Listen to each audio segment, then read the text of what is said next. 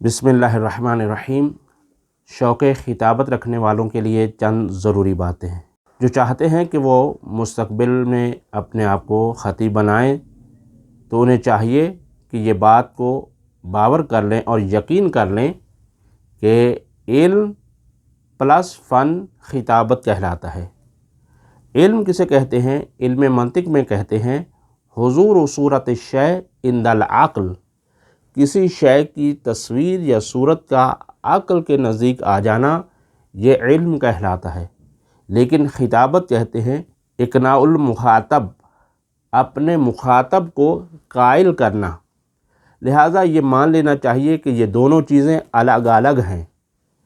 اسی طرح سے مولویت بھی الگ چیز کا نام ہے اور خطابت بھی الگ چیز کا نام ہے۔ ہر خطیب مولوی نہیں ہوتا اور ہر مولوی خطیب نہیں ہوتا۔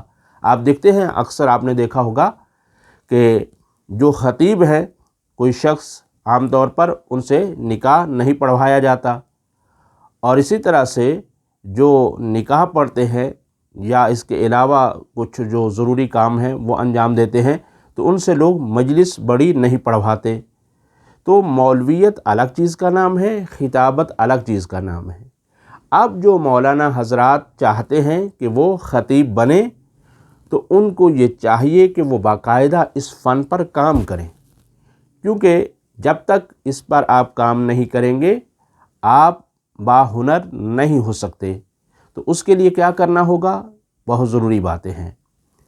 وہ یہ ہے کہ آپ باقاعدہ وقت نکالیے اپنی پڑھائی کے ساتھ ساتھ اس فن کے لیے بھی، اور تاکہ اس پر بھی آپ باقاعدہ کام کیجیے۔ لیکن اس کام کرنے کا طریقہ کار یہ ہے کہ بعض لوگوں کا خیال یہ ہوتا ہے کہ صرف ہم نے مطالعہ کر لیا اور ہم خطیب بن جائیں گے، پڑھتے پڑھتے خطیب بن جائیں گے۔ ایسا ہرگز نہیں ہوتا۔ اگر ایسا ہوتا تو ہر بڑا عالم بڑا خطیب بھی ہوتا، جبکہ ایسا نہیں ہے۔ تو اس کے لیے کیا کرنا ہوگا؟ باقاعدہ اس فن پر کام کرنا ہوگا۔ اب فن کے لیے کیا ہے کہ کہاں جائیں، کیسے سیکھیں؟ تو یہ جو شوق ہے خود بخود سیکھنے کا، وہ شوق ایسے پورا نہیں ہوگا۔ وہ یہ ہے کہ کسی نہ کسی آپ استاد کا سہارا لیجئے، کسی استاد کے پاس جائیے۔ اور یہ ہے کہ اچھا، ایک ضروری بات یہ بھی کہہ دوں کہ بعض دفعہ یہ ہے کہ کوئی ہمارا استاد جو بن رہا ہے وہ خود بڑا خطیب ہو، تو اس کے لیے ضروری نہیں ہے۔ پہلے نمبر پر تو یہ ہے کہ جو خود بڑا خطیب ہوگا وہ آپ کو وقت نہیں دے گا، اور جو وقت دے گا وہ بڑا خطیب نہیں ہوگا، یہ بات بھی ماننے والی ہے۔ تو اب یہ ہے کہ ضروری نہیں ہے کہ جو استاد خطابت ہو وہ مشہور خطیب بھی ہو، کیونکہ اگر مشہور ہوتا اپنا یہ استادی کام انجام صحیح طریقے سے انجام نہیں دے سکتا، کیونکہ وقت نہیں ہوتا۔ تو اس کے لیے یہ ہے کہ آپ کسی کو آپ اپنا استاد بنا لیجئے اور اس سے سیکھیے باقاعدہ۔ ان کے سامنے اپنا مضمون رکھیے، ان کے سامنے آپ تقریر کیجئے، ان کے سامنے آپ اپنا انداز بیان بہتر کیجئے، اور جس طرح سے وہ گائیڈ کریں، ٹھیک ہے، اسی طرح سے آپ اپنے آپ کو بنانے کی کوشش کریں۔